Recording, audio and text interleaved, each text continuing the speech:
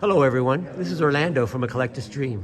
And today's a very, very special day. I'm here with Karl, and his dad literally opened packs of 49 leaf cards, kept a diary, and has a lot of the premiums plus the actual book that he ordered. And he ordered this book with redemptions, with wrapper redemptions. So I'm going to show you some of these things, but just kind of give you a quick look at it. And I'm going to talk to Karl a little bit about it, and he's going to share some information. So, tell me a little bit about your dad. Yep. So Dad has been a huge baseball fan his entire life. He grew up in Michigan, so he's an avid Detroit Tiger fan. And he never really collected baseball cards until 1949. Was recorded his first collection of baseball cards. He started buying, and he actually kept journal of it in a diary. So he actually calls it, when he wrote it in the journal, he said he bought several packs of gum. So that's how it was marketed. It was just buying gum, and the cards were just part of the deal. So, and he would actually sell the gum at school, and So let me show you a little bit about that. So on April 20th, he put on here, bought several packs of gum and sold them in school, kept the pictures inside them. yeah, so called the cards were pictures for him. Right. So, They were picture cards. They were called picture cards, picture cards, not yeah. actual baseball cards which is at the kind of time. what the album, I believe, says too. All-Star Pictures, yeah. So he collected for just like April and May, and he had collected all 49 cards, and then he just stopped. The first series. The first series, yeah. Then he just stopped buying them. I don't know if there was a gap in time where they weren't available, and then he just never picked it back up. But and he stored them away in this album. He ordered that album with 5 wrappers, 25 cents. So he got that in May. I believe that's. Yeah, and it says on here, I'll show you this real quick. It says, well, this is where he says he got the album. Yep. This is the one where he says he literally ordered the album. So it says on here, sent for baseball stuff from baseball gum wrappers. Yep. And that was the redemption on the wrapper. It said mail so many wrappers. I think it was 5 wrappers. 5 wrappers and plus 25 cents. 25 cents. And they would send you a book to put the cards in. And then on the next page of his diary, he said, got my album for Baseball All-Stars bubblegum. And he wasn't a baseball collector. He actually collected stamps, right? Yes, that was his main love, was stamp collecting, and he did that his entire life, and he still does it. He's 91 years old now, and he's still living. This was too big of a trip for him to take, so Yeah, I understand that. we just But I thank you for coming and telling this story, because a lot of people think that the 49 leaves were from 1948 when they really were 1949. You know, just because they have a copyright, some of them are 48, doesn't mean they're 1948. Yeah. They were all 1949. So then when we were eventually going through his album, he kept them in that album for probably till the late 80s, early 90s, then switched into a 9-card binder. Then eventually we... So he looks like he did have the cards right in there. You can Yep, see some of these he did, and then pieces every are time kind you of put coming them out. in and take them out, they would kind of get ripped up again. Yeah, so, yeah. But it's neat. It's almost like a picture frame where they stick the corners of it in the pictures. Yep. And he's got some of the cards he's going to show me now. So I do have, I brought some of the cards with But me. here's the book, and the book goes all the way. It's a big book. It's got a ton of pages. They're all about the And same. that was part of it, is they put enough slots in there for 160 some cards, but there never were that many. They only produced half, essentially. Yeah, they were all So- skip numbered. But this is what the book looks like, the back of the book. And it talks about interesting facts about baseball. So it talks about Colonel Doubleday and so on. So it's kind of neat. I'm going to go ahead and just kind of leave that on the screen. If you guys want to read that, you can pause it. But you can see it comes from the Leaf Gum Company, division of Leaf Brands. Copyright date is 1949. See, on the book. That means that the cards definitely were distributed in 1949, not 1948. So Yeah, you so I brought just some of the brought cards some- from some his of the cards original we collection. haven't These graded. cards, These are original ones these- that were sitting in this album it for was sitting in the album for many years. probably 50 years. 50 years they were in the album. And these, he literally pulled them from packs himself, so these are pack fresh cards.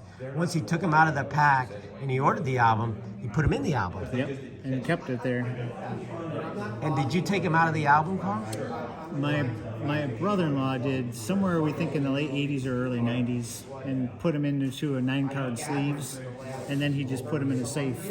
Wow, beautiful. So these are They're very like bright pack- borders. Yeah, They're- pack fresh, guys. Look at that. The lot he bought into had very little of the color toning that Toning, you'd yeah. see. Yeah. Yeah, because these cards are really difficult to find, and just not just registered, but the colors. And these are really bright. You can tell that these were definitely right out of the pack. Yeah, Larry Jensen. You know, and these are the first series cards, and you can see the gum stains on the back, which is normal. Yeah, you know, very because normal. I think they had I think there were at least three two sticks, or three sticks of gum in each pack. And what he did was he would sell the gum and keep the cards. Smart thing to do. Smart businessman. Yeah, and then with the money, he'd go buy some more packs. Yep. So these are some of the cards that he pulled out of the packs that were in this actual album. And let me show you a little bit about the premiums, which really interests me because he has, you know, here he is, proof that he bought the last pack, and I'm going to show you that. He bought the last pack in the box, and the person who buys the last pack would get the premium, which was on the bottom of the box. Like a box topper today, but they were literally on the bottom of the box. So I want to see where it says on here. right here. Yeah, so here it says on April 21st, sold a few more packs of gum. See, he would sell the gum. I sent, got a picture of Lou Gehrig for emptying a box by the drugstore. He bought them at the drugstore. So when he bought the last packs, the drugstore owner gave him the Lou Gehrig, which was sitting on the bottom of the box, and here it is, the Lou Gehrig that was sitting in the bottom of the box, right from the box, right from the pack.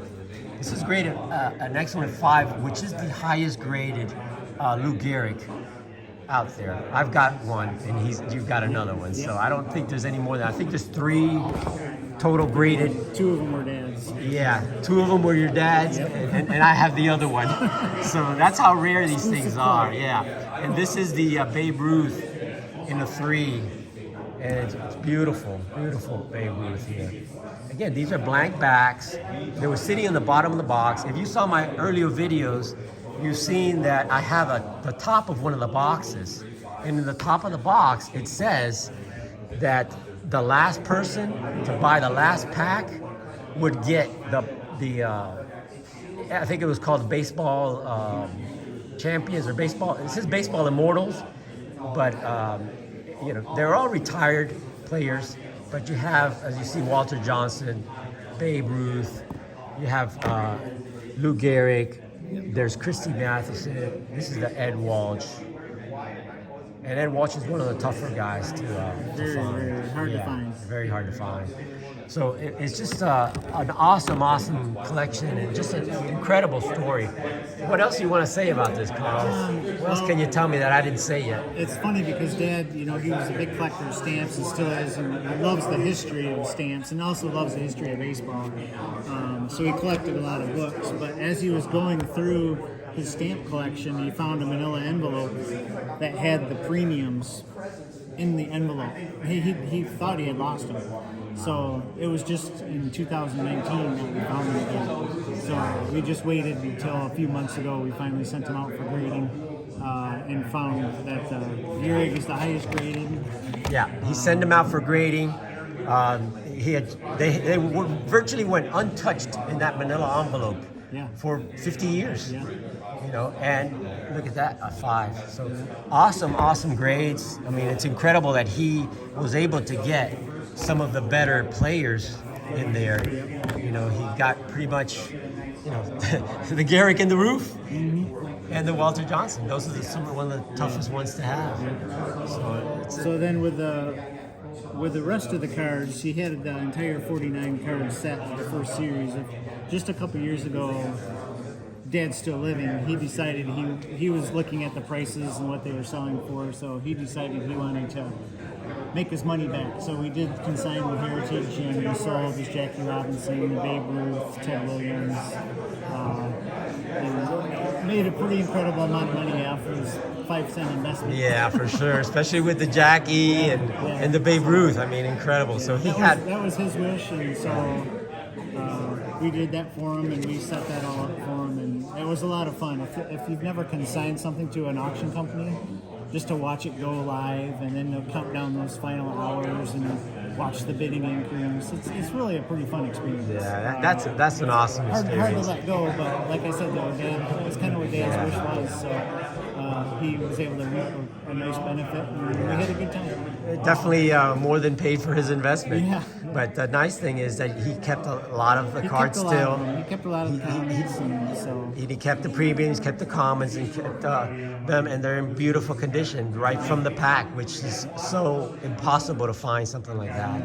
So it's just an incredible story. I wanted to share it with all of my viewers and subscribers because this is something that you may never see again, and it's just exciting. And Dave Blue Jacket was here, and he was looking at this, and he just couldn't believe, you know, that these cards were just so nice, came right out of the pack, and especially the premiums, which is so rare because you'll never find the premiums in this condition. Usually they're taped up, they're tacked up, you know, they got pinholes and stuff like that. So it's just a beautiful collection I wanted to share with everyone. So thank you so much, Karl. Really appreciate it. Thanks for coming, my friend. We could get together. Thanks, yeah. So we're going to work out something. I'm going to help him complete his premium set. So his dad will be happy about that. So thanks a lot, guys. Appreciate it. So this is Orlando from A Collector's Dream. I'm glad that you're watching my videos. Truly appreciate it. And have an awesome day, everyone. Thanks for watching.